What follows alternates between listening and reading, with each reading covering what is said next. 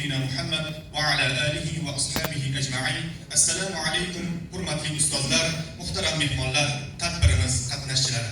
Bugungi kunda dunyo miqyosida turli ekstremistik oqimlar, radikalizm va bag'rikenglikka zid bo'lgan g'oyalarning kuchayishi fonida Moturudiylik ta'limotining ahamiyati tobora ortib bormoqda.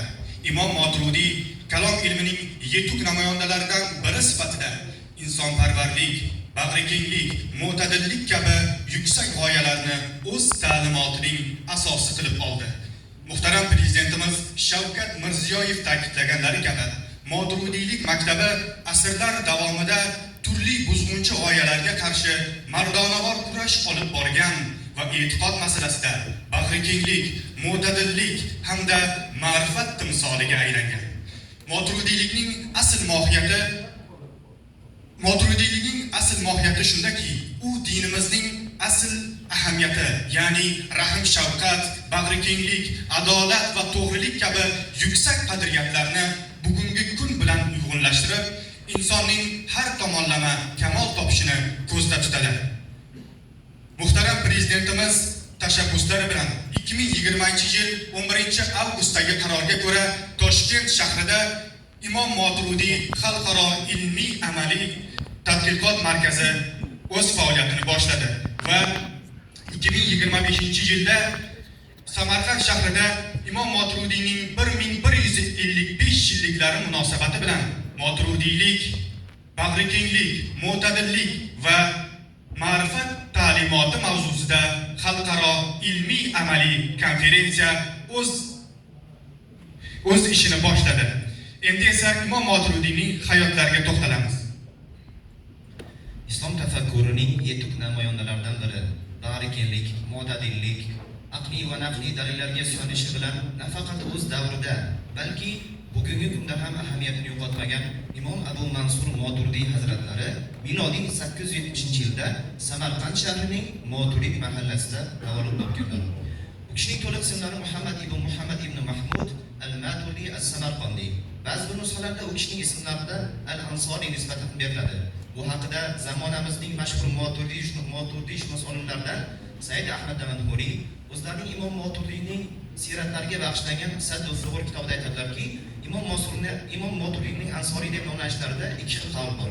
Ba'zi ulamolar u kishining nisbatlarini mashhur sahobiylardan bo'lgan Abu Ayyub Ansoriga bog'lasalar, ba'zi olimlar aytishadiki, yo'q, bu kishi bu nasablariga qarab emas, balki u kishi Nasrus Sunna, ya'ni Rasululloh sollallohu alayhi vasallamning sunnatlarini pok holda yetkazib bergan zot bo'lganlari uchun shunday nomlanganlar deganlar.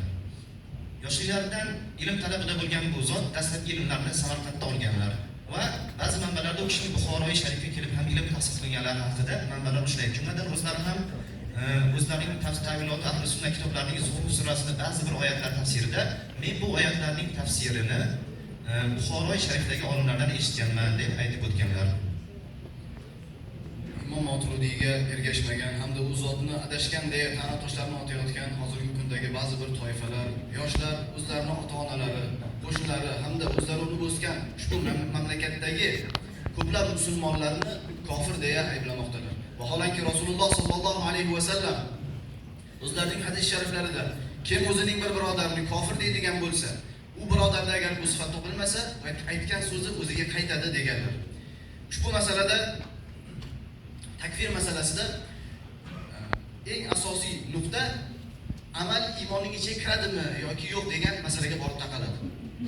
Agarda amal iymonning ichiga kiradigan bo'lsa, mohiyatiga kiradigan bo'lsa, unda kishi qilgan gunohi bilan kofir bo'lib qolishi mumkin. Agarda amal iymonning ichiga kirmaydigan bo'lsa, unda kishi gunohni modomiki halol sanamas ekan, unda kofir bo'lib qolmaydi. Alloh taolo Qur'oni Karimda bir necha o'rinlarda gunoh qilgan kishilarni mu'minlar deya ataydi. A'udhu billahi minash shaytonir rojim. Va in toifatan minal mu'minina ihtatalu.